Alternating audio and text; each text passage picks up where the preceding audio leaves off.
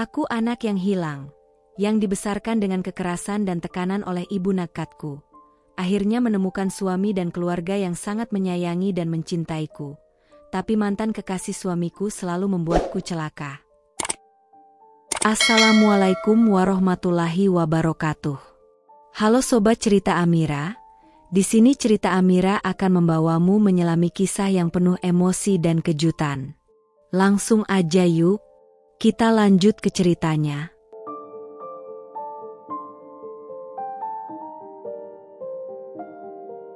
Suasana mall siang itu riuh.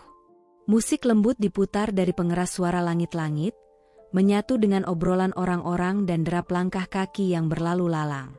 Di tengah keramaian, sebuah keluarga kecil tampak menikmati akhir pekan mereka.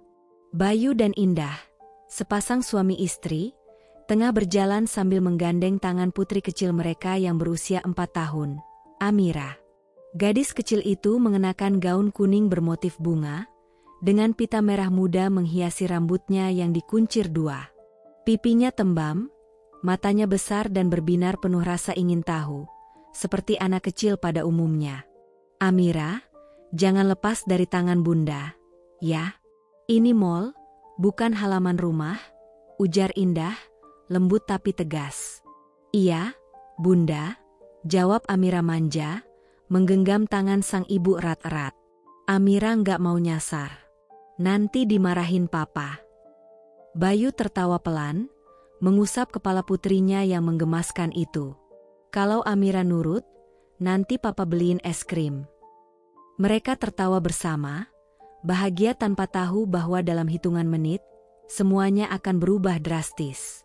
Di toko sepatu yang cukup ramai, Indah sedang membandingkan 2 pasang sepatu dengan teliti, sementara Bayu berdiri tak jauh sambil memainkan ponselnya.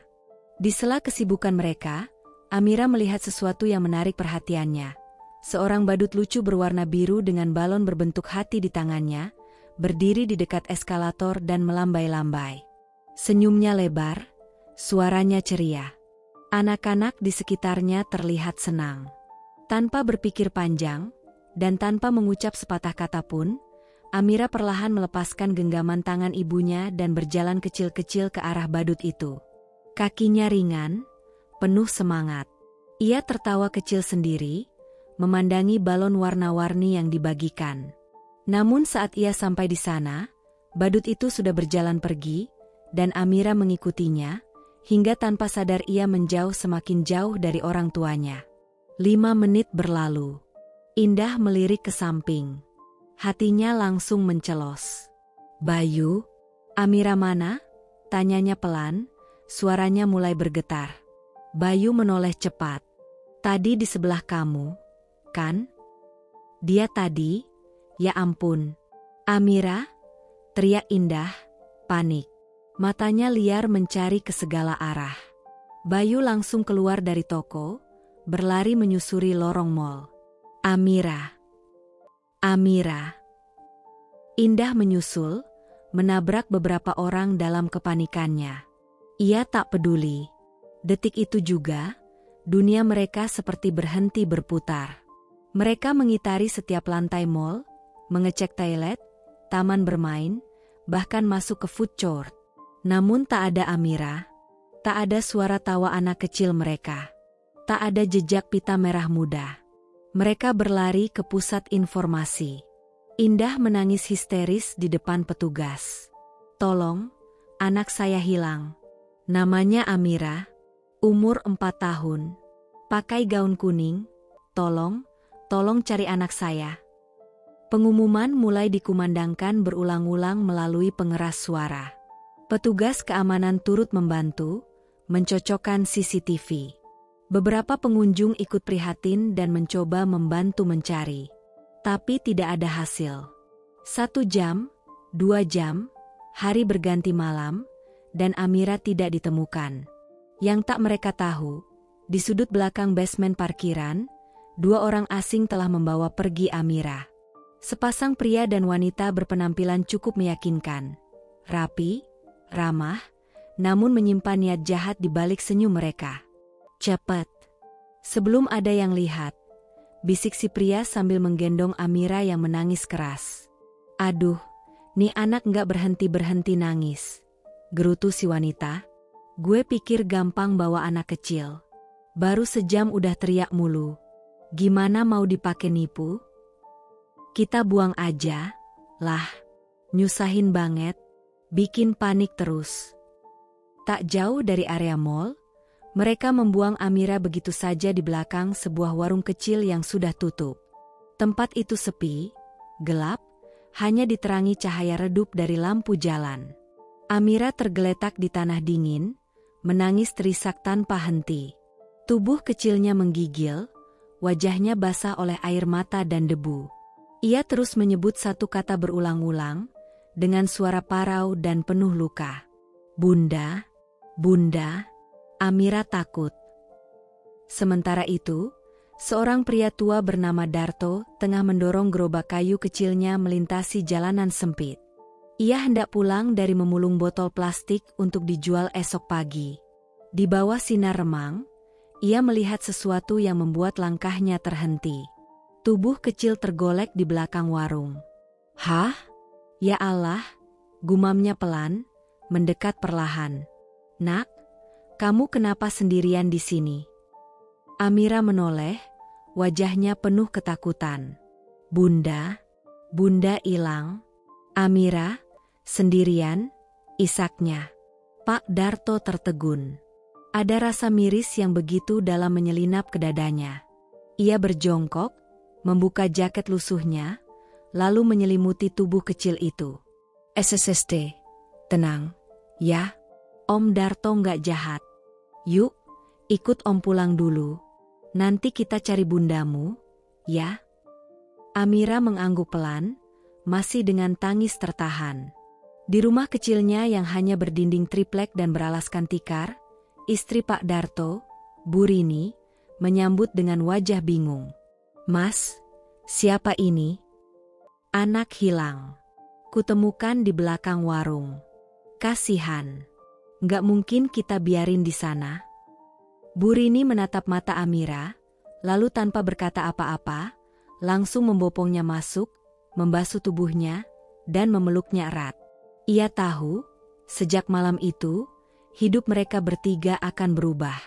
Hari-hari berikutnya, Amira tinggal bersama keluarga Darto. Ia tidur di samping Rani, anak perempuan mereka yang duduk di bangku kelas 2 SD, dan Bagas, anak bungsu yang baru belajar bicara. Meski hidup mereka serba kekurangan, tapi kehangatan dan kasih sayang tak pernah kurang. Pak Darto berusaha mencari informasi ke polisi, tapi keterbatasan ekonomi dan birokrasi membuat kasus itu tak pernah tersambung ke orang tua Amira yang sebenarnya. Amira tumbuh besar di lingkungan yang berbeda dari yang seharusnya. Namun ia tetap menyebut wanita sederhana itu sebagai Bunda Rini, dan lelaki tua itu sebagai Ayah Darto. Kadang-kadang, saat malam sunyi dan langit berbintang, ia masih duduk diam di depan pintu rumah, memeluk lututnya, dan berbisik lirih ke angin. Bunda, di mana sih? Amira masih ingat. Amira tunggu, ya. Dan di tempat lain, di rumah besar yang kini sepi, Indah masih tidur sambil memeluk boneka Amira. Ia tak pernah mengganti dekorasi kamar putrinya, tak pernah melepas harapan. Hatinya tak pernah utuh sejak hari itu. Waktu berjalan pelan di rumah sederhana yang berdiri di ujung gang sempit itu. Di balik dinding papan yang mulai lapuk, kehidupan kecil berlangsung dengan sunyi dan diam, terutama bagi Amira. Usianya kini 5 tahun. Ia mulai lancar bicara, mengerti perintah, dan perlahan mulai memahami arti perbedaan, terutama perbedaan antara dicintai dan tidak diinginkan. Pak Darto, pria tua yang menemukannya saat ia dibuang di belakang warung, masih menyayanginya seperti anak sendiri. Setiap malam sebelum tidur, Pak Darto selalu menyelimutinya dengan hati-hati, menepuk pelan punggungnya, dan berbisik, "Tidurlah, nak. Nanti ayah belikan jajan kalau ayah pulang kerja." Kalimat sederhana yang membuat mata Amira berbinar sejenak. Ia merasa dilindungi. Namun sayangnya, Kasih itu hanya datang saat malam tiba. Saat pagi menjelang dan Pak Darto meninggalkan rumah untuk bekerja sebagai tukang tambal ban di pinggir jalan, neraka kecil itu mulai terbuka. Di dapur, Bu Rini sudah berdiri dengan muka cemberut, mengenakan daster lusuh dan suara teriakan yang menjadi menu wajib pagi hari. "Heh, anak pungut, cepat bangun. Jangan malas aja kerjaannya," bentaknya, membanting sendok ke meja. Amira menggeliat pelan dari tikar, matanya masih mengantuk. Tapi ia tak berani membantah. Ia buru-buru duduk, mengusap matanya, dan berdiri dengan tubuh kecilnya yang kurus. "Iya, Bunda." "Bukan Bunda aku. Jangan manggil aku begitu. Kau bukan anakku," hardik Bu Rini dengan tajam. Kata-kata itu seperti pisau yang menancap di dada kecil Amira. Ia hanya menunduk, tak berkata apa-apa. Tangannya gemetar saat mulai menyapu lantai. Dari kamar samping, Bagas muncul dengan wajah malas. Anak laki-laki itu sebaya dengannya, namun sikapnya jauh berbeda. Ia terbiasa dimanja, terbiasa diperbolehkan berbuat semaunya, dan menganggap Amira sebagai pelayan pribadi. "Hei, Mira, ambilin sandal aku dong," teriaknya, melempar mainan ke arah kepala Amira. Amira meringis, tapi tetap berjalan mengambil sandal itu tanpa mengeluh. "Bego, lambat amat sih," ejek Bagas sambil tertawa. Setiap hari, rutinitasnya sama. Bangun lebih awal dari semua orang, membersihkan rumah, menyiapkan sarapan, mencuci piring, bahkan sering disuruh mencuci pakaian meski tangannya belum cukup kuat memeras kain tebal. Jika ia lambat sedikit saja, Bu Rini tak segan menarik telinganya atau menyiram air cucian ke tubuhnya. "Kau pikir ini hotel? Makan, tidur, main? Dasar anak nggak tahu diri," cibirnya sambil mendorong tubuh kecil Amira hingga terjatuh. Seringkali Amira menangis dalam diam. Ia tidak berani melawan. Ia tahu, jika ia membalas, Bagas akan melapor ke ibunya dan hukumannya akan lebih parah. Jadi ia memilih diam. Menyimpan semuanya dalam hati kecil yang mulai terlatih menahan luka. Pernah suatu hari, saat Pak Darto pulang lebih awal dari biasanya, ia mendapati Amira duduk sendirian di teras, wajahnya lebam, lututnya berdarah. "Amira, kenapa ini, Nak? Siapa yang nyakitin kamu?" tanya Pak Darto panik, memeluk bocah itu erat. Amira menggeleng cepat. Amira jatuh. Yah, tadi main, lari-lari. Namun Pak Darto tahu, ada yang disembunyikan. Tapi setiap kali ia bertanya pada Bu Rini, sang istri hanya menjawab dengan datar. "Namanya anak kecil, ya suka jatuhlah. Jangan terlalu dimanja. Nanti makin jadi." Pak Darto tak bisa membantah. Ia tahu istrinya keras kepala. Ia tahu, ia tak punya cukup kuasa untuk melindungi Amira sepanjang waktu. Satu-satunya harapannya adalah waktu. Ia berharap, saat Amira tumbuh besar, semuanya akan lebih baik. Namun kenyataannya, hari demi hari justru semakin pahit. Bagas makin sering mencari gara-gara. Kadang menyembunyikan baju Amira, menggunting rambut bonekanya, atau bahkan menyiramkan air ke kasurnya lalu menuduh Amira mengompol. "Bunda, Mira ngompol lagi. Jijik banget deh. Aku nggak mau sekamar sama dia," jerit Bagas. Tanpa menyelidiki, Bu Rini langsung masuk dan menyeret Amira keluar kamar. "Kau tidur di dapur aja sana.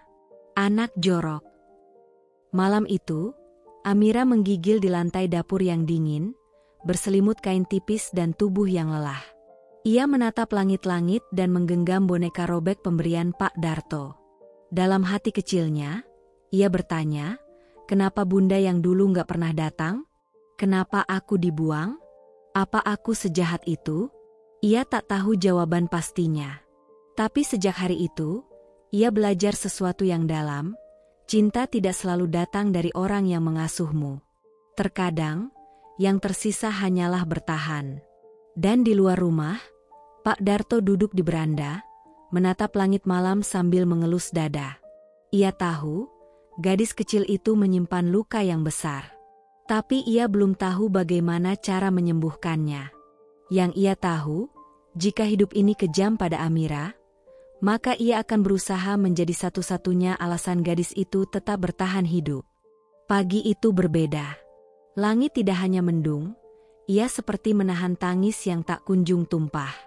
Burung-burung enggan berkicau. Angin yang biasanya berbisik lembut, kini berembus dingin menyusup ke sela-sela papan rumah reot itu. Amira berdiri di depan pintu, menatap jalan kecil yang biasa dilalui Pak Darto tiap hari saat berangkat bekerja. Tapi hari itu, ia tak kunjung muncul. Biasanya, jam segini, Pak Darto sudah kembali dari tambal ban, membawa seplastik kecil makanan sisa warung dan senyum lelah di wajahnya. Tapi kali ini, hanya keheningan yang menjawab harap Amira.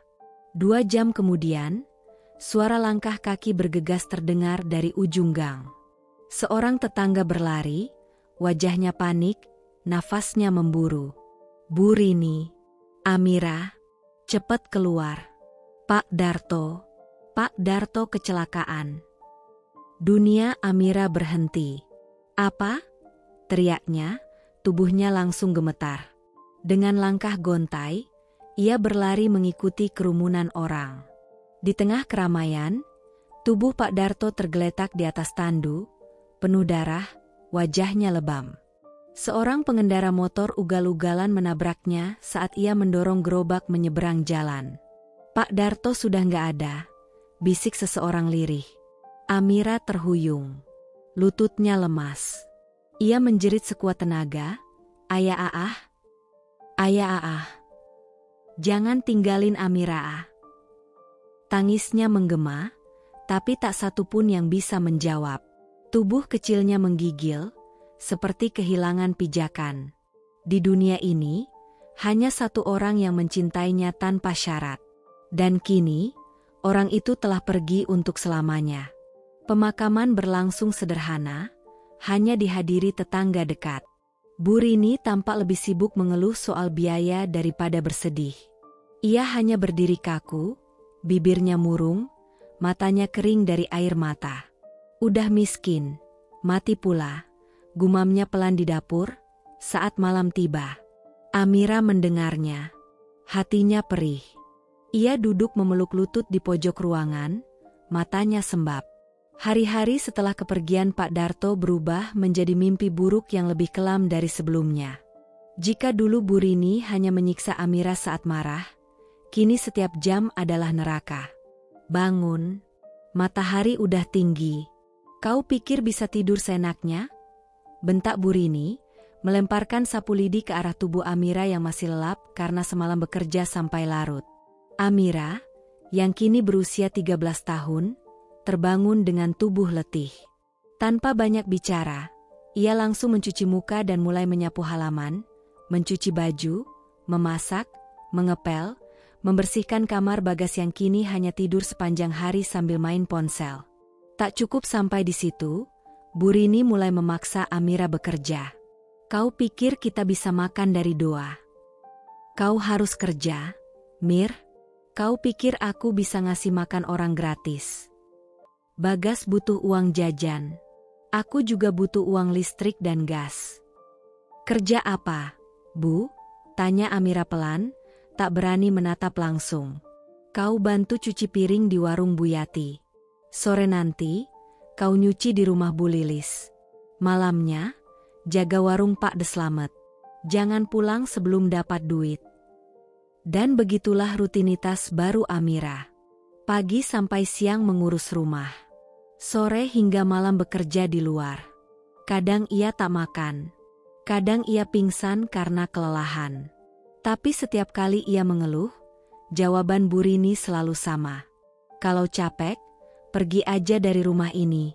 Tapi ingat, kau bukan siapa-siapa. Kau cuma anak pungut yang hidup dari belas kasihan." Amira tidak membalas. Ia hanya mengangguk, lalu kembali bekerja. Dalam hatinya, ia tak lagi menangis. Tangisnya sudah kering sejak hari Pak Darto dikuburkan. Yang tersisa kini hanya seutas harapan tipis, bahwa suatu hari, hidup ini akan berubah. Bahwa mungkin, jauh di suatu tempat, ada kehidupan yang lebih baik menunggunya. Bagas? Ia tak berubah. Justru semakin menjadi-jadi. "Heh, Mira, mana uang gajimu?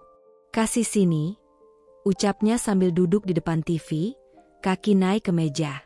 "Itu buat beli beras, gas," jawab Amira pelan. "Alasan?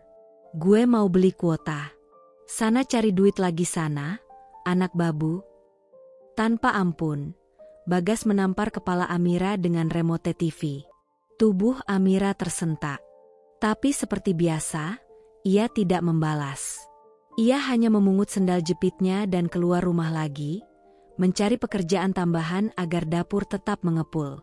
Dan malam itu, saat semua orang tertidur, Amira duduk sendiri di dapur, menatap lilin kecil yang hampir habis.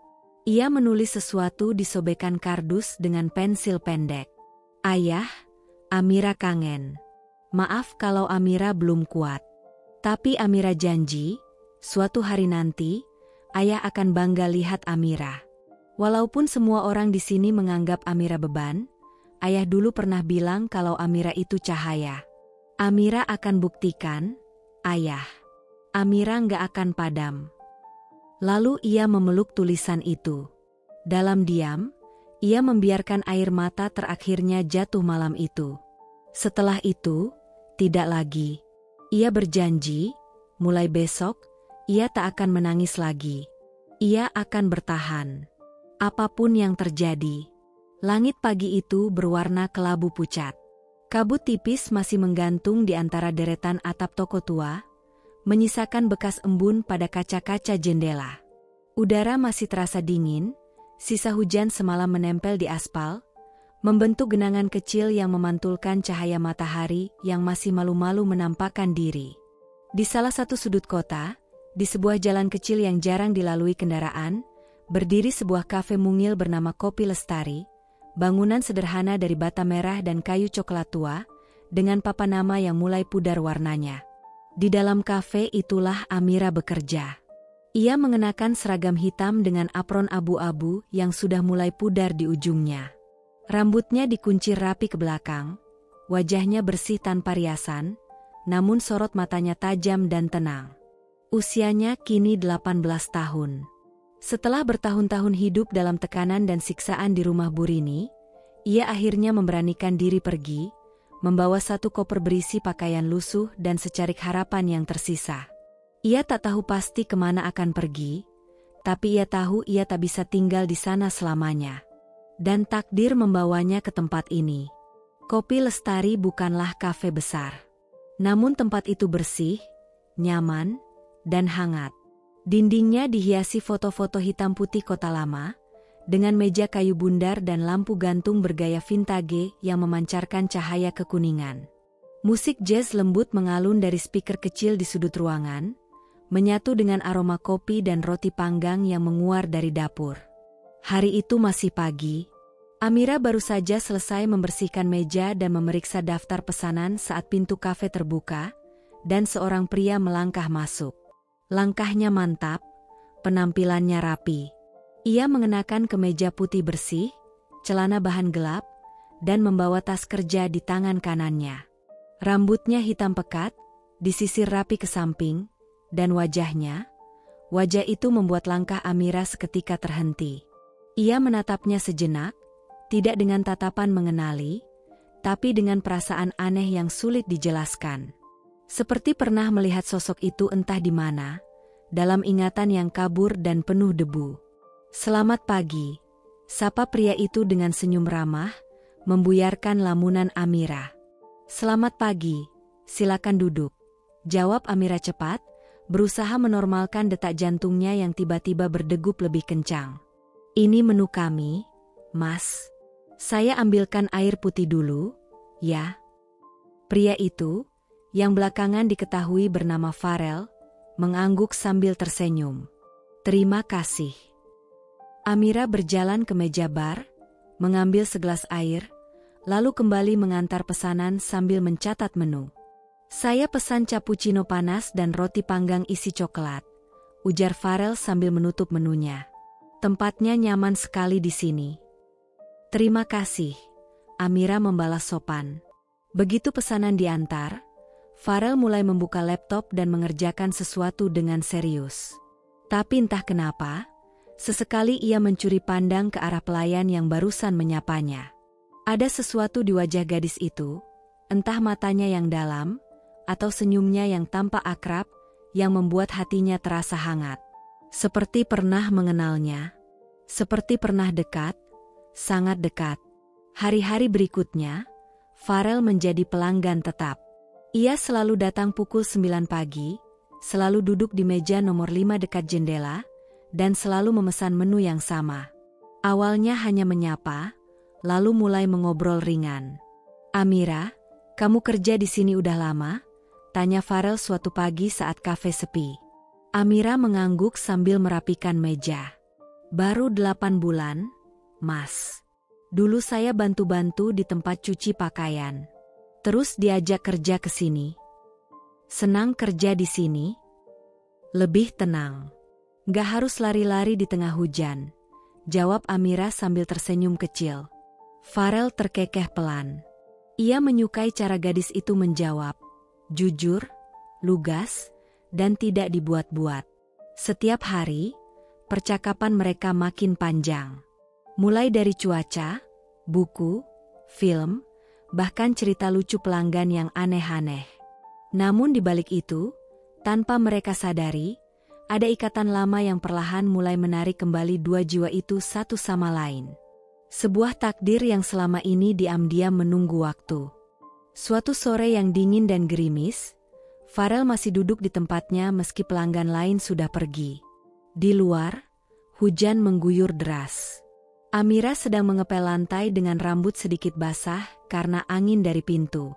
Farel menutup laptopnya, lalu bertanya pelan, "Amira, boleh nanya sesuatu yang agak pribadi?" Amira berhenti sejenak, lalu mengangguk. "Silakan." "Kamu pernah tinggal di daerah Sukaraja, enggak? Waktu masih kecil?"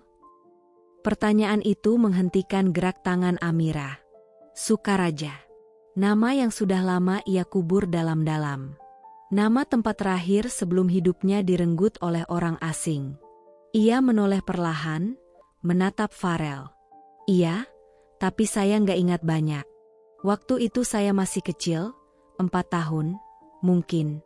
Lalu, saya hilang. Entah bagaimana, saya ditemukan oleh seseorang dan dibesarkan di tempat lain." Wajah Farel perlahan berubah. Matanya membesar sedikit. Ia menarik napas dalam-dalam. "Amira," katanya pelan.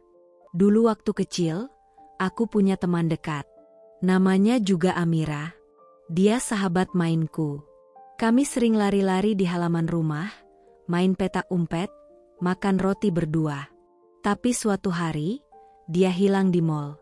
Dan sejak itu, aku nggak pernah lihat dia lagi." Amira membeku.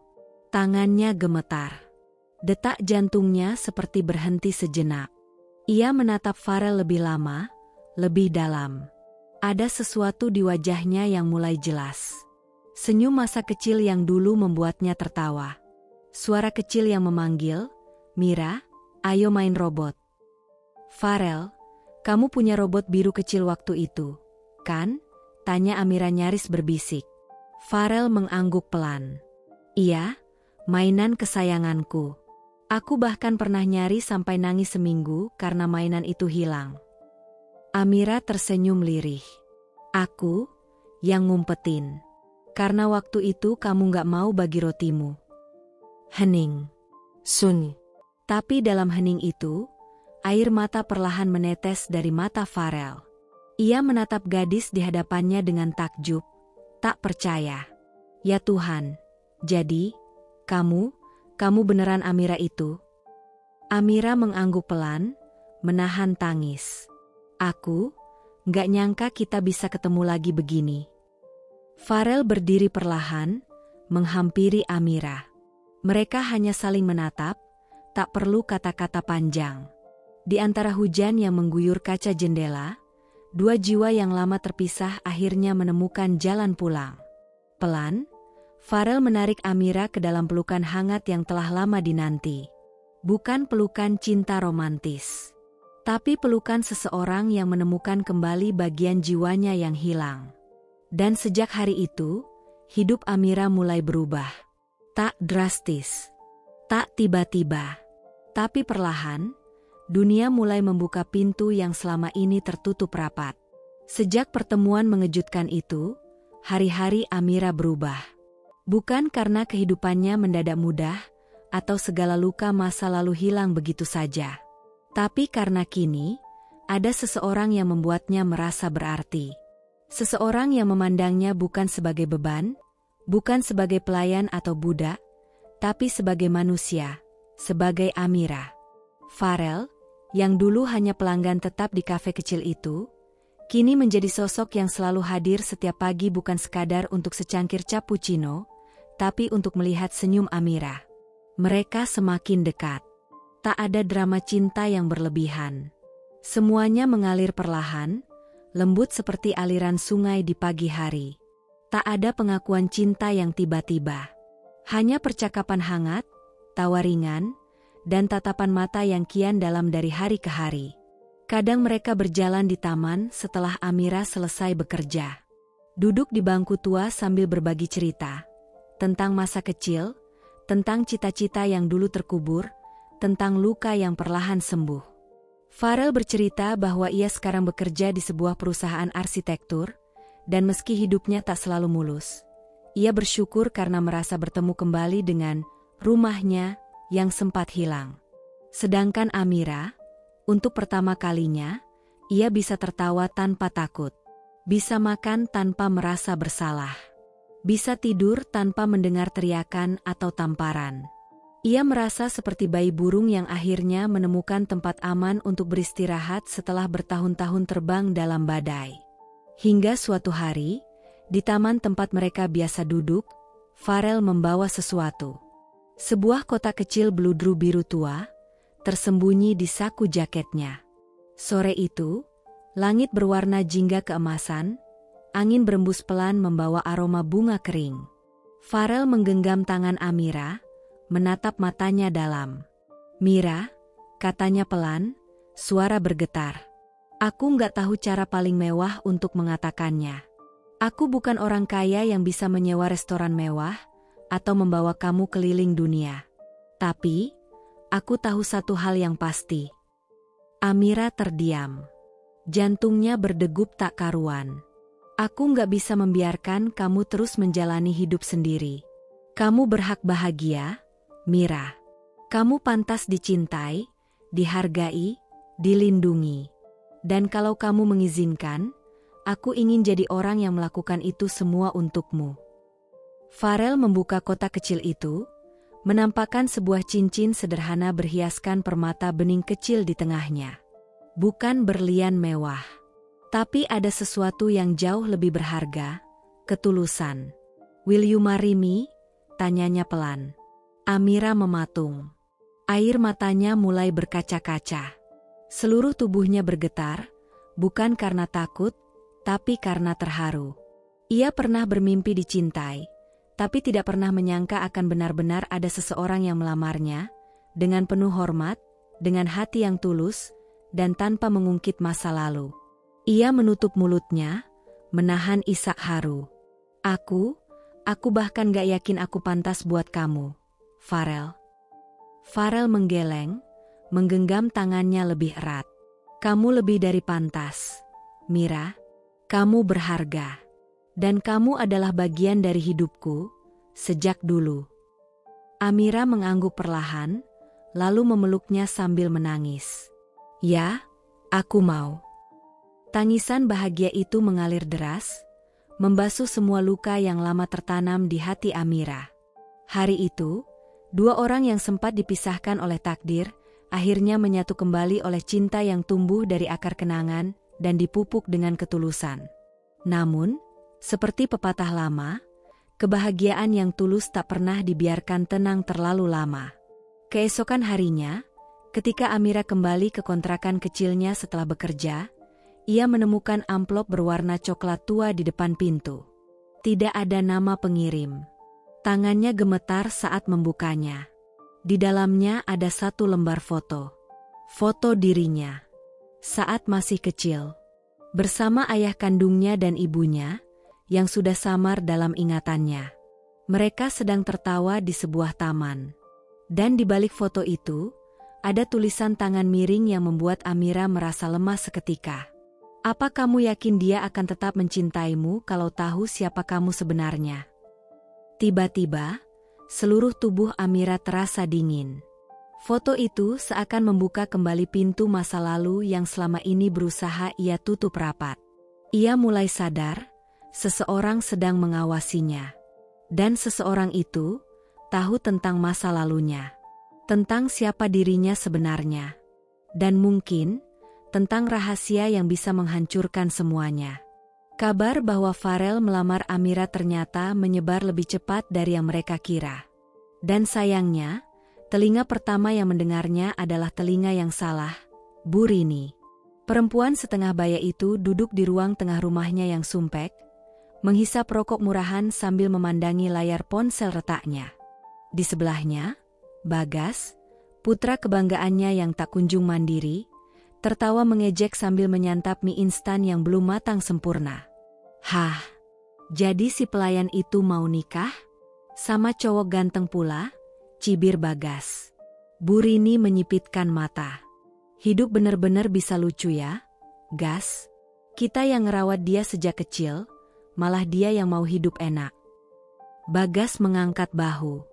Gimana kalau kita minta imbalan? Biar dia ngerasain bener apa artinya hutang budi. Dan dari sanalah akal busuk mereka mulai disusun. Bukan karena cinta. Bukan karena ingin melepas tanggung jawab dengan restu. Tapi karena tamak. Mereka melihat Farel seperti domba yang siap dicukur habis. Dan Amira hanyalah jembatan untuk menggiringnya. Beberapa hari kemudian, Farel datang bersama Amira ke rumah itu. Ia datang dengan niat baik, ingin melamar secara resmi, dengan sopan santun, sesuai adat dan norma. Tapi yang menyambut mereka adalah senyum palsu Bu Rini dan tatapan menyebalkan dari Bagas. Oh, jadi ini cowoknya, ucap Bu Rini sambil melirik Farel dari ujung rambut sampai kaki. Lumayanlah mukanya, tapi menikahi Amira itu gak gratis. Mas. Amira terkejut. Bu. SSSST. Potong Bu Rini cepat. Kamu diam. Ini urusan orang tua. Farel menatap Bu Rini tanpa berkedip. Saya tahu Amira bukan anak kandung ibu. Tapi saya juga tahu, dia sudah dibesarkan di sini. Saya ingin menikahinya dengan cara terhormat. Kalau ibu ingin mahar sesuai permintaan, silakan sebutkan. Bu Rini tersenyum miring. 1 miliar. Tunai. Kalau enggak, nikahnya batal. Hening sejenak. Farel mengerjap. Amira menoleh cepat dengan wajah pucat pasi. 1 Bu, itu gila. Amira nyaris berteriak. Buat apa kamu sewot? Ujar Bagas, menyeringai. Kan yang mau nikah dia, masa cuma bawa muka doang? Wajah Amira memerah, antara marah dan malu. Tapi sebelum ia bicara lagi, Farel mengangkat tangannya. Baik, katanya, tenang. Saya akan siapkan uangnya. Bu Rini terbelalak. Tak menyangka jawabannya secepat itu. Bahkan Bagas sampai menjatuhkan garpunya. Tapi, ada syarat dari saya. Suara Farel kini tajam, tegas. Setelah uang saya serahkan, saya tidak ingin ibu maupun Bagas muncul dalam hidup kami lagi. Tidak di pernikahan. Tidak saat kami punya anak nanti. Tidak pernah lagi. Ini bukan jual beli, tapi ini bentuk terakhir penghormatan saya pada orang yang pernah menaungi Amira. Tatapan Farel tajam menusuk. Kalau ibu atau Bagas muncul lagi setelah hari ini, uang itu akan saya tuntut kembali lewat jalur hukum. Saya punya saksi. Saya punya rekaman pembicaraan ini. Bu Rini terdiam. Wajahnya menegang. Untuk sesaat, ia seperti tikus yang terpojok. Tapi nafsunya lebih besar dari harga dirinya. "Deal," katanya pelan. "Setelah itu, kamu bawa anak itu pergi, dan jangan kembalikan lagi." Amira meneteskan air mata. Tapi bukan karena sedih. Ia menangis karena tahu, untuk pertama kalinya, ada orang yang benar-benar berdiri membelanya. Bukan karena ingin sesuatu darinya, tapi karena mencintainya. Beberapa minggu kemudian, Bu Rini dan Bagas meninggalkan kota. Mereka pindah keluar daerah dengan membawa koper besar dan segepok uang dalam rekening mereka. Rumah itu mereka jual cepat-cepat. Tak ada salam perpisahan. Tak ada pelukan hangat. Dan tak ada lagi bayangan mereka dalam hidup Amira. Tapi luka yang ditinggalkan tak bisa hilang begitu saja. Sebelum pergi, Bu Rini sempat berbisik ke telinga Amira di depan pintu. "Kamu pikir cowok itu bakal tetap cinta kalau tahu siapa kamu sebenarnya? Dunia kamu terlalu kotor buat dia." Namun Amira tak lagi gemetar mendengarnya. Ia hanya menatap mata Bu Rini dalam-dalam, lalu menjawab dengan tenang, "Aku nggak hidup untuk menyenangkan kamu, Bu.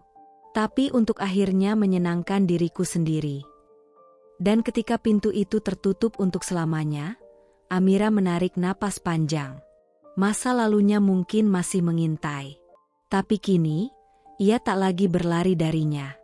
Suasana ballroom hotel malam itu terasa begitu mewah dan megah.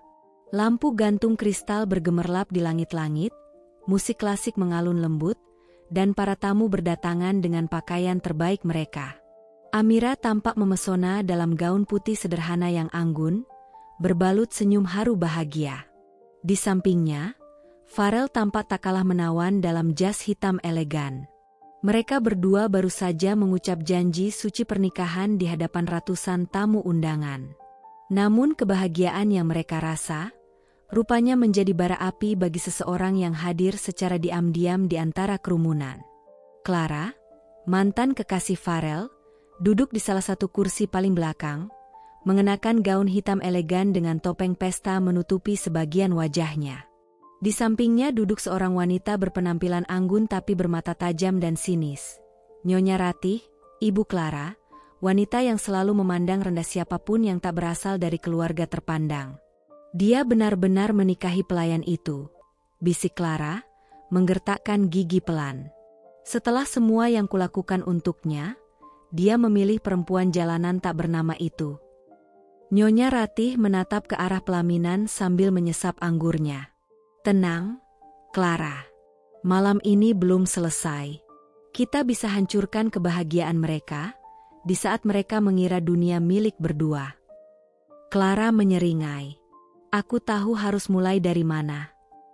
Beberapa hari sebelumnya, Clara sudah merencanakan semuanya dengan teliti. Ia menyewa seorang penyusup untuk masuk ke sistem hotel dan memberinya akses ke ruang rias pengantin. Ia bahkan menyelidiki masa lalu Amira, mengumpulkan informasi bahwa gadis itu dulunya hanyalah anak angkat dari keluarga miskin dan pernah menjadi pelayan di sebuah kafe. Semua informasi itu ia kumpulkan dalam satu folder bernama "Perempuan Itu." "Aku akan buat dia menyesal pernah lahir," gumamnya penuh kebencian. Saat resepsi berlangsung, Amira pamit sebentar untuk ke ruang rias. Ia ingin memperbaiki riasan wajahnya yang mulai luntur karena air mata haru. Ia tak tahu bahwa Clara sudah menunggunya di dalam. Amira membuka pintu, masuk sendirian ke dalam ruangan. Tapi langkahnya terhenti saat melihat bayangan seseorang di dekat meja rias. "Kamu siapa?" tanya Amira dengan nada waspada. Clara berbalik perlahan, melepas topengnya. Wajahnya penuh kebencian dan senyum tipis yang menghina. "Kau lupa aku? Aku wanita yang pernah punya seluruh hati Farel. Dan sekarang, kau merebutnya dariku." Amira mundur selangkah.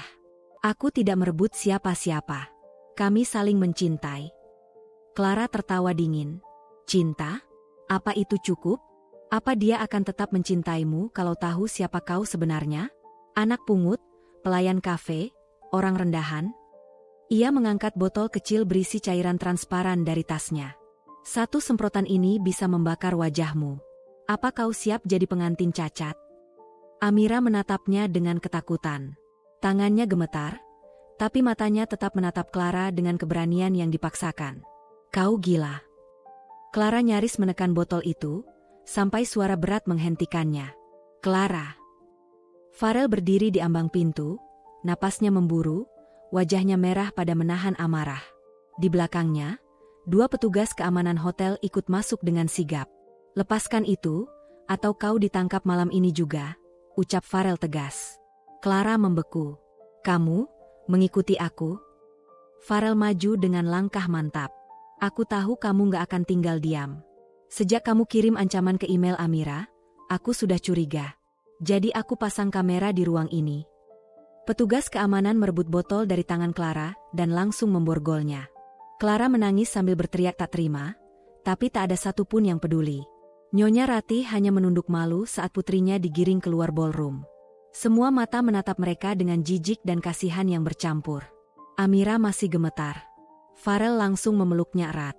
Maafkan aku tak pernah ingin kamu terlibat dalam semua kekacauan ini, bisiknya pelan. Amira menatapnya, air mata mengalir. Selama kamu ada, aku sanggup hadapi apapun. Dan malam itu, mereka kembali berdiri di pelaminan, lebih kuat dari sebelumnya. Semua orang mungkin tak tahu badai yang barusan mereka lewati. Tapi bagi Farel dan Amira, cinta mereka baru saja lulus dari ujian pertamanya. Namun, di suatu tempat, seseorang menonton berita malam yang menayangkan penangkapan Clara.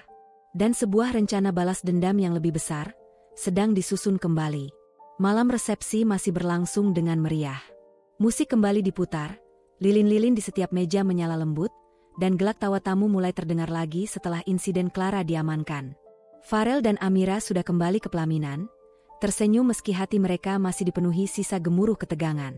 Tak ada yang tahu, badai sebenarnya belum selesai.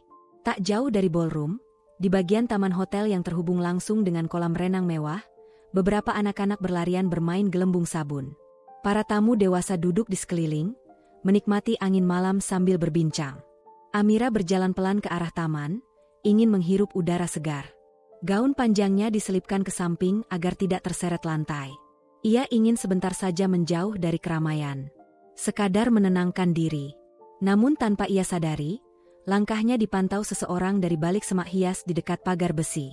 Seorang wanita muda berwajah mirip Clara, tapi lebih gelap dan tampak gugup, diam-diam memperhatikan gerak-geriknya.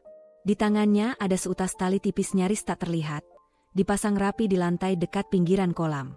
Semuanya sudah diatur sejak sore hari. Amira mendekat ke tepi kolam. Airnya jernih, tenang, memantulkan lampu-lampu taman. Ia membungkuk, mencoba menyentuh permukaannya. Saat itulah, awas, Amira. Tapi sudah terlambat. Kakinya tersangkut tali, tubuhnya terjerembab ke depan dan biur. Dalam sekejap, Amira terjatuh ke dalam kolam sedalam 2 meter itu. Gaun pengantinnya langsung menyerap air, memberat, dan menarik tubuhnya ke dasar. Tangannya terangkat panik. Kakinya menendang-nendang air, tapi tak cukup kuat. Ia tidak bisa berenang. Suara teriakan langsung menggema dari para tamu. Semua berhamburan ke arah kolam. Beberapa orang berteriak minta tolong. Beberapa hanya berdiri membeku, syok. Dari kejauhan, Farel mendengar keributan dan segera berlari. Ketika ia melihat gaun putih terapung dan tubuh Amira mulai tenggelam, ia tanpa pikir panjang langsung melompat masuk. Air menyembur kemana-mana. Dengan cepat, ia berenang ke arah Amira, menyelam, dan menarik tubuh istrinya ke permukaan. Amira, Amira, buka matamu. Ini aku. Kamu dengar aku? Amira batuk hebat, air keluar dari mulut dan hidungnya. Matanya terbuka perlahan. Napasnya berat. Tapi ia masih hidup. Para tamu bertepuk tangan lega. Farel memeluk Amira erat, air menetes dari wajah mereka. Ia tak peduli basah, tak peduli tubuhnya gemetar. Yang penting, Amira selamat. Namun dari kerumunan yang berdesak-desakan, seorang wanita paruh baya berjalan pelan. Wajahnya pucat. Matanya membelalak menatap Amira yang baru saja diselamatkan. Dia adalah Nyonya Ratih, ibu dari Clara. Dia datang ke resepsi malam itu karena diundang secara formal sebagai bagian dari protokoler keluarga. Saat semua sibuk menyoraki keberanian Farel, matanya justru terpaku pada bagian leher belakang Amira yang tersingkap sedikit akibat basahnya gaun. Sebuah tanda lahir berbentuk bulan sabit kecil, tepat di belakang telinga kanan Amira. Napas Nyonya Ratih tercekat. Seluruh tubuhnya seolah membeku. Tidak mungkin, bisiknya. Ia melangkah lebih dekat, lututnya nyaris lemas. Matanya berkaca-kaca. Jemarinya gemetar. Tanda itu, aku mengenalnya, itu tanda anakku yang hilang 20 tahun lalu. Seorang pelayan hotel yang mengenalnya menyentuh lengannya. Nyonya, Anda tidak apa-apa. Tapi Nyonya Ratih mengabaikannya. Ia hanya terus menatap Amira yang kini mulai sadar penuh, dan dibantu berdiri oleh Farel. Amira menoleh, melihat tatapan wanita itu yang tak berkedip. Ada ketegangan aneh di udara. Waktu seolah berhenti. Maaf, apakah saya kenal ibu? Tanya Amira pelan, bingung. Nyonya Ratih tak menjawab. Ia hanya terisak, lalu mundur perlahan.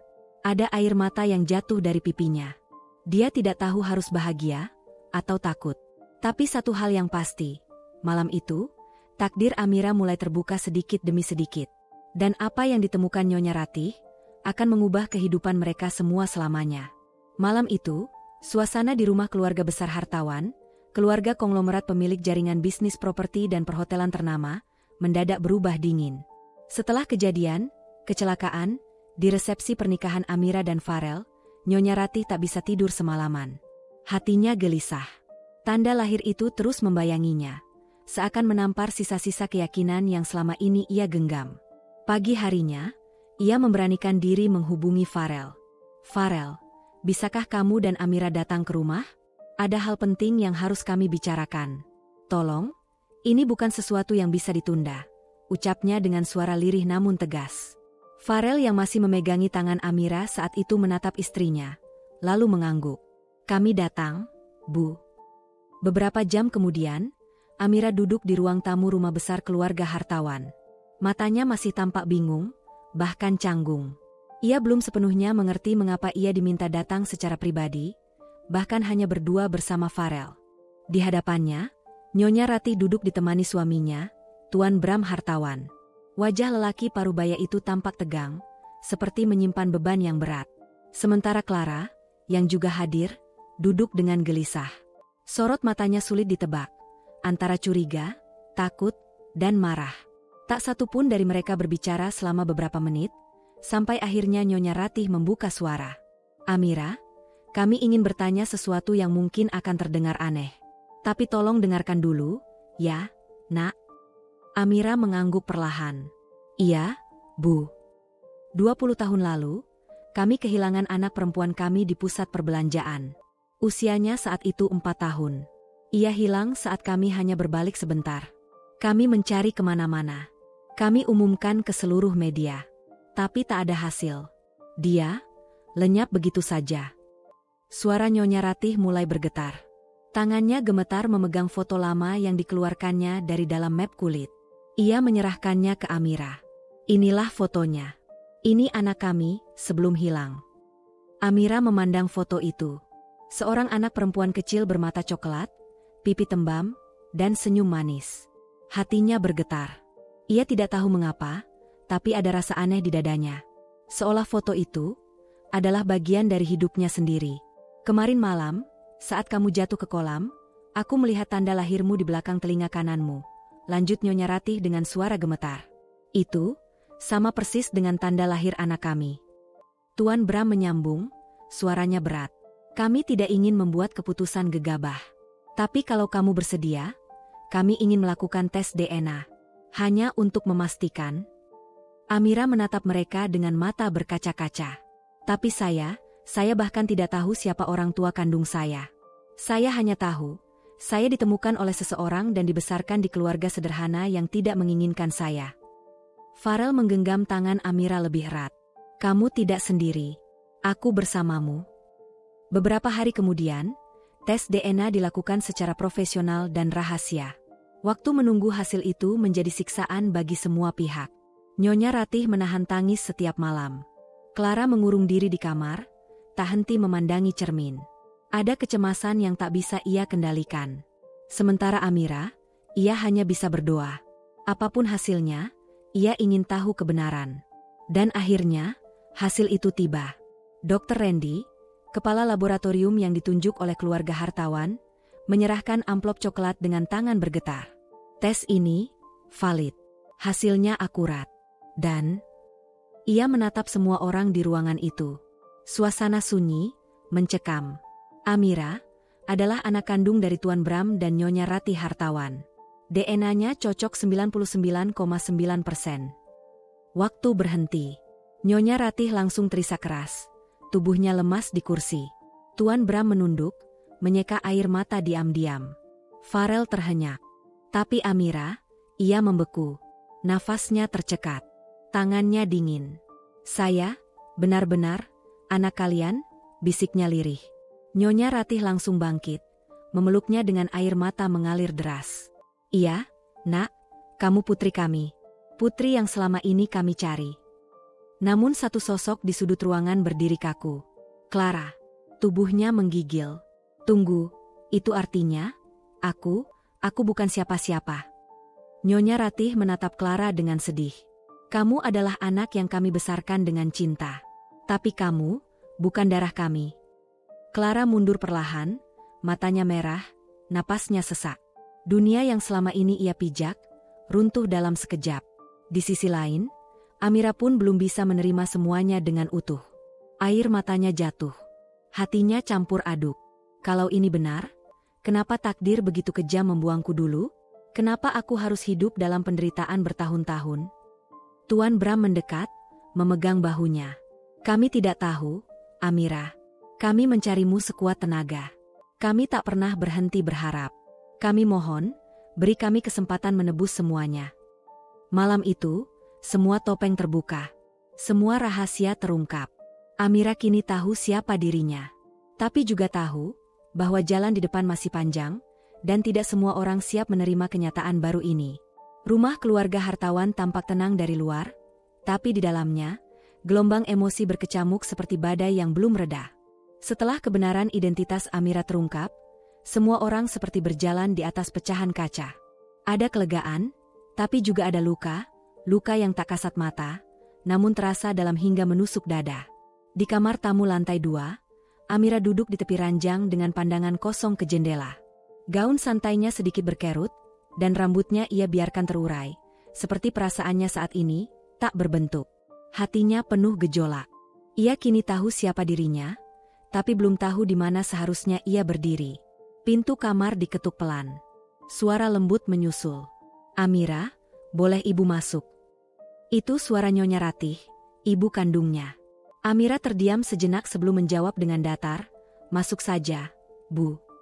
Nyonya Ratih melangkah pelan, membawa nampan berisi teh hangat dan sepotong kecil kue kesukaan anak kecil, yang dulu biasa ia buat untuk anaknya yang hilang. Ia meletakkan nampan itu di meja kecil, lalu duduk di kursi seberang Amira, menjaga jarak. Matanya sembab, wajahnya letih. Namun kali ini, ia datang bukan sebagai wanita kaya raya, melainkan sebagai seorang ibu yang ingin menebus dosa. "Amira," suaranya bergetar. "Maafkan ibu." Amira mengalihkan pandangannya dari jendela ke wajah wanita itu. Wajah yang selama ini hanya ia lihat di berita, di iklan bisnis, di foto-foto majalah. Ibu tahu, permintaan maaf ini tidak cukup untuk menghapus semua yang terjadi. Tidak cukup untuk mengobati sakitmu, atau menghapus malam-malam yang kau lalui sendirian. Tapi, nak, saat ibu tahu kamu anak kandung ibu, dada ini serasa diremuk. Karena ibu hampir menjadi penyebab celakamu sendiri. Air mata Nyonya Ratih mulai jatuh. Ia menunduk dalam-dalam. Kalau saat itu Farel tidak menyelamatkanmu, kalau kamu benar-benar tenggelam, mungkin ibu tak akan pernah bisa memaafkan diri sendiri seumur hidup. Itu semua karena kelalaian ibu, karena ibu terlalu percaya pada Clara, terlalu lama terjebak dalam masa lalu. Amira menatap wanita itu dengan mata berkaca-kaca, namun bibirnya masih bisu. Dalam hatinya, perang besar tengah berkecamuk. Ia ingin memeluk wanita itu, tapi juga ingin berteriak, Kenapa kalian membiarkanku menderita begitu lama? Aku tidak membenci ibu, akhirnya Amira bersuara, pelan. Tapi aku juga belum bisa memaafkan sepenuhnya. Luka yang aku alami, bukan hanya karena tubuhku disakiti, tapi karena hatiku seakan tidak diinginkan oleh siapapun. Nyonya Ratih menatapnya dengan penuh sesal. Ibu mengerti, dan ibu akan menunggumu sampai kamu benar-benar siap. Ibu tidak akan memaksamu. Tapi tolong, izinkan ibu untuk tetap berada di sisimu. Menjadi ibu yang seharusnya hadir sejak dulu. Amira menunduk. Hatinya sesak. Ada sisi dalam dirinya yang ingin percaya, ingin dicintai tanpa syarat. Tapi ada juga sisi yang terluka terlalu dalam hingga takut berharap. Ibu tahu, ibu tak pantas meminta apapun, lanjut Nyonya Ratih. Tapi bolehkah ibu memelukmu sekali saja? Hanya sekali, seperti yang dulu ibu lakukan sebelum kamu hilang. Amira menatapnya lama, lalu perlahan berdiri. Detik itu, Nyonya Ratih bangkit. Mereka berdiri saling menatap dalam jarak yang kini terasa lebih dekat, tapi tetap penuh hati-hati. Dengan langkah perlahan, Amira mendekat. Tubuhnya kaku, namun ada getar di dada. Ia membiarkan Nyonya Ratih merengkuhnya dalam pelukan. Hangat, lama, penuh isak yang terpendam bertahun-tahun. Ibu mencintaimu, sejak kamu lahir, sejak kamu hilang, dan bahkan saat ibu belum tahu kamu hidup, bisik Nyonya Ratih dalam pelukan. Air mata Amira jatuh tanpa suara. Dalam keheningan itu, pelan-pelan hatinya membuka sedikit ruang. Bukan untuk menghapus luka, tapi untuk memberi kesempatan. Karena terkadang, memaafkan bukan berarti melupakan, melainkan memberi ruang bagi hati untuk belajar pulih. Gedung mewah bergaya Eropa klasik itu dipenuhi cahaya. Kristal dari chandelier menggantung megah di langit-langit, memantulkan gemerlap dari sorotan kamera dan blitz media yang tiada henti. Karpet merah terbentang dari gerbang utama hingga ke pelataran ballroom, tempat para tamu undangan dari kalangan pejabat, selebriti, dan pengusaha papan atas berkumpul. Hari ini adalah hari besar. Penyambutan resmi Amira Hartawan, sang putri konglomerat yang hilang 2 dekade lalu, dan kini kembali. Di balik panggung, Amira berdiri canggung dalam balutan gaun berwarna marun elegan rancangan desainer ternama. Rambutnya disanggul anggun, dan riasan wajahnya dibuat senatural mungkin untuk memancarkan kesan muda, kuat, dan lembut, sebagaimana yang diminta pihak keluarga. Jangan gugup ya, sayang, bisik Nyonya Ratih di sampingnya, menggenggam tangan putrinya erat. Malam ini malammu. Amira tersenyum kecil. Meski di balik senyumnya, jantungnya berdebar tak karuan. Ia masih belum terbiasa dengan dunia glamor ini. Masih terasa asing. Ia, yang bertahun-tahun hanya mengenal debu dapur, handuk pel, dan kerja kasar, kini berdiri di hadapan sorotan dunia. Tiba-tiba terdengar suara pembawa acara dari panggung utama. Hadirin yang kami hormati, inilah momen yang telah kita nantikan bersama. Mari kita sambut putri kandung keluarga Hartawan, Amira. Tepuk tangan meriah menggema. Lampu sorot menyala ke arahnya. Amira menarik napas dalam-dalam dan melangkah maju. Kamera dari berbagai media membidik wajahnya dari segala arah. Bunga-bunga dilemparkan, dan beberapa orang bahkan berseru, "Selamat datang kembali, Nona Amira." Namun dari kejauhan, di sudut ballroom yang remang, ada sepasang mata yang menatap dingin. Clara. Ia berdiri dalam gaun biru tua yang menonjolkan tubuh rampingnya, tapi wajahnya sama sekali tak menyatu dengan suasana. Sorot matanya gelap, dan bibirnya mengatup kaku. Ia tidak tersenyum. Tidak seperti biasanya. Tak ada lagi aura kebanggaan sebagai putri keluarga Hartawan. Ia kini hanya bayangan dari pusat sorotan. Dia mengambil semuanya, gumam Clara lirih. Nama, cinta, warisan, semuanya. Di sampingnya, Nyonya Farida, ibunya, menepuk tangannya pelan. Sabar, nak, kita masih punya cara. Clara menoleh. Ibu lihat sendiri, kan? Bahkan papa dan mama tak lagi memedulikan aku. Mereka sibuk memamerkan Amira ke semua orang. Tenang, bisik Nyonya Farida. Anak itu baru kembali. Tapi ingat, dia belum tentu bisa bertahan. Clara menatap ibunya. Aku tidak akan diam. Aku akan buat mereka sadar, siapa yang layak, siapa yang cuma numpang nama. Sementara itu di panggung, Amira menerima kalung berlian keluarga yang selama ini disimpan dalam brankas khusus. Sebuah simbol warisan dan pengakuan resmi sebagai pewaris tunggal Hartawan Group. Ruangan kembali bergemuruh oleh tepuk tangan dan pujian. Namun di balik semua kemewahan itu, badai lain tengah menyusun langkahnya. Clara, yang selama ini dikenal sebagai putri keluarga, kini merasa terdepak, terasing, dan terhina. Rasa cinta berubah menjadi bara. Dan dari bara itulah, dendam mulai tumbuh. Malam itu berakhir meriah bagi Amira. Tapi di balik tirai sutra dan senyum kamera, sebuah bahaya mulai menyelinap, pelan-pelan dan pasti. Malam makin larut. Lampu-lampu kristal di rumah megah keluarga hartawan satu persatu mulai diredupkan. Para tamu telah pulang, media sudah bubar, dan sisa-sisa acara megah tadi malam kini tinggal kenangan yang hanya bergaung di kepala satu orang, Clara. Ia duduk sendiri di kursi rotan balkon lantai 2, mengenakan jubah satin biru tua yang menjuntai ke lantai. Angin malam mengibaskan rambutnya yang belum sempat diikat. Di tangannya, segelas wine yang sejak tadi hanya ia putar-putar, nyaris tak disentuh. Pandangannya kosong, menembus gelap malam yang hanya diterangi lampu-lampu kota Jakarta di kejauhan. Tapi pikirannya berisik, sangat berisik.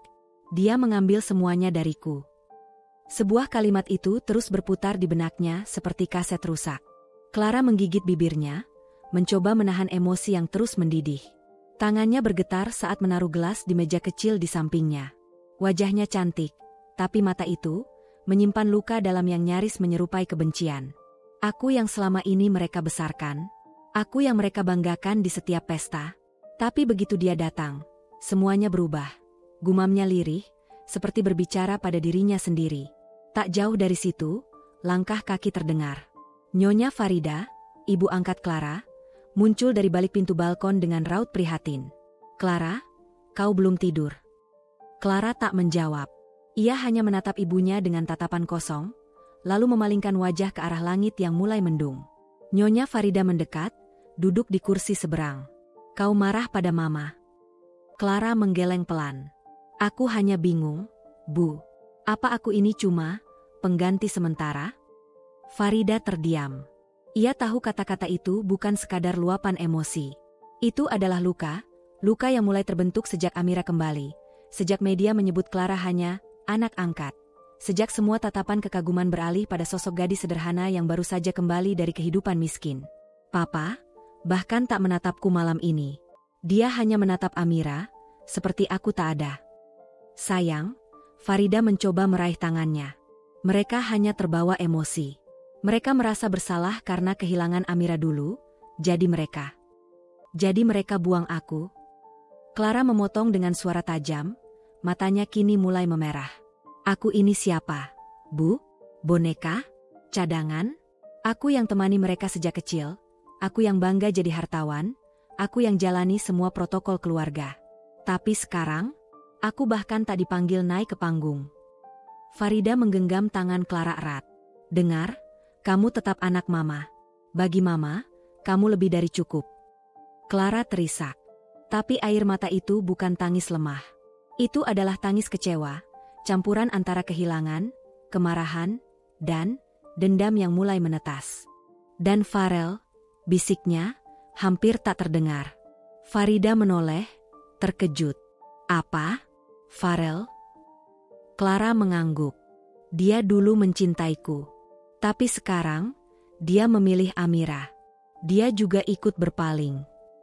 Farida terdiam. Ia tak bisa menyangkal. Ia tahu apa yang dikatakan putrinya benar. Farel memang pernah dekat dengan Clara, meski tak pernah resmi menjalin hubungan. Tapi sejak kemunculan Amira, pria itu seolah hanya memiliki satu pusat dunia, dan itu bukan Clara lagi. "Tenang," ucap Farida pelan. "Ini belum akhir, Nak. Dunia belum selesai menilai. Ingat siapa dirimu." Clara menghapus air matanya dengan punggung tangan, lalu mendongak. "Aku akan buat mereka semua sadar. Mereka akan tahu siapa Clara sebenarnya. Aku tidak akan membiarkan diriku dilupakan seperti debu di karpet merah mereka." Farida menatap putrinya. Ada sesuatu dalam sorot mata Clara malam itu, sebuah tekad yang tidak pernah ia lihat sebelumnya. Bukan lagi sekadar kecemburuan, tapi kemarahan yang telah berubah bentuk. Malam itu, langit di atas rumah hartawan diguyur hujan deras. Tapi di dalam hati Clara, Badai yang jauh lebih besar sedang terbentuk, dan ia bersumpah, badai itu akan menghantam balik semua yang telah merebut hidupnya. Langit sore tampak pucat keemasan, tapi tak seindah hati yang memendam niat jahat. Di balik kamar megah bernuansa krem keemasan, Clara berdiri di depan cermin rias. Ia memulas lipstik merah mawar di bibirnya yang tipis,